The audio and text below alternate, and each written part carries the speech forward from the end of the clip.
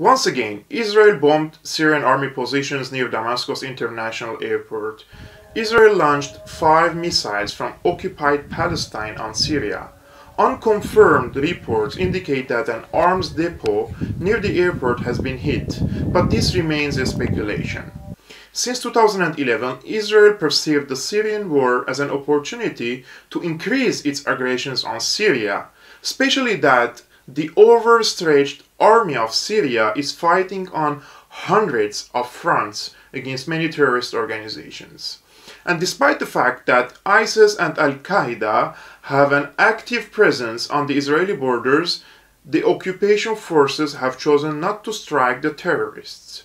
In fact, while many international media outlets have already reported on Israel's missions inside Syria to rescue wounded Al-Qaeda militants, but a senior Israeli official's acknowledgement of a link with ISIS is unprecedented. Israel's former Minister of Military Affairs, Moshe Ya'alon, has said on April 24th, I quote, "On most occasions, firing comes from regions under the control of the Syrian regime, but once the firing came from ISIS positions, they immediately apologized." In a previous statement in January 2016, Ya'alon also assured that his country prefers ISIS over Assad, because ISIS remains a weaker entity comparing to the Syrian state that is able to create an equation of strategic deterrence with Israel. Anyways, why Israel bombing Syria? I believe number one reason is to force Syria into retaliation. Nowadays, Israel, Jordan, and Saudi Arabia are trying to create new realities on the ground in southeast Syria in coordination with the CIA headquarters in Jordan. The militants backed by the countries mentioned trying to advance from this area to here, near Deir ez-Zor. I will explain later why. The Syrian army is also trying to advance from Palmyra to Deir ez-Zor because if the American-backed Kurdish forces succeed to occupy Raqqa and expel ISIS, the terrorists will flee through the desert to east, towards Deir ez-Zor. So in order to prevent this scenario, which might lead to the fall of Deir ez-Zor military airport, the Syrian army is advancing from Homs to Deir ez-Zor in order to enhance its presence and prevent this scenario. This answers two important incidents.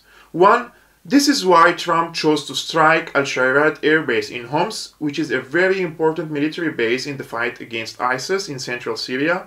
And number two, if we go back a little bit, 2016, American warplanes bombed the Syrian army positions in Atharada Hill near Deir ez-Zor, forcing the Syrian army to withdraw and the occupation of strategic hill by ISIS.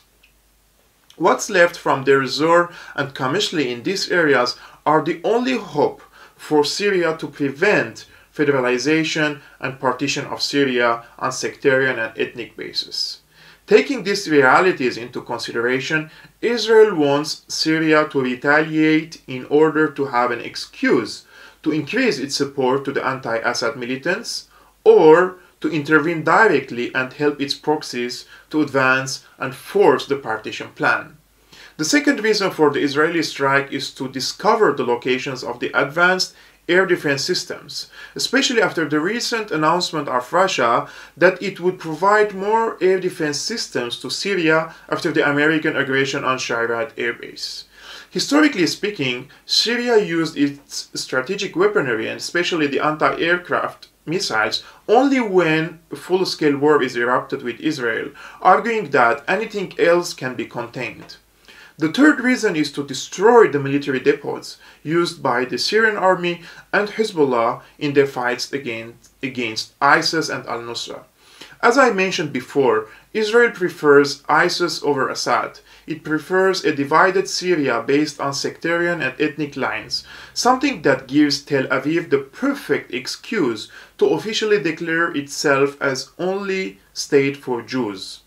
If its neighbors are Sunni, Shia, Alevi, Kurdish states, what prevents Israel from being a state for only Jews? In my opinion, Israel is using the terrorists to advance its strategic interests. But when the time comes, and if God forbidden Syria is divided, Israel can simply claim that ISIS is a threat to its national security and occupy more Syrian territories along with occupied Golan, particularly the city of Sueda. Now, before playing the latest speech of Syria's permanent representative to the UN, Dr. Bashar Jafari, which was before the latest bombing, I would like to thank my friends and followers who are donating to Syriana Analysis channel and Patreon. Your donations is a great help to me. Thank you so much. And for those of you asking how to donate, you can find the link in the description below. Ciao. However, it's a very dubious silence that we meet here in the Council regarding Israeli policies and practices. This is what has encouraged Israel to continue its practice of occupation and settlement building.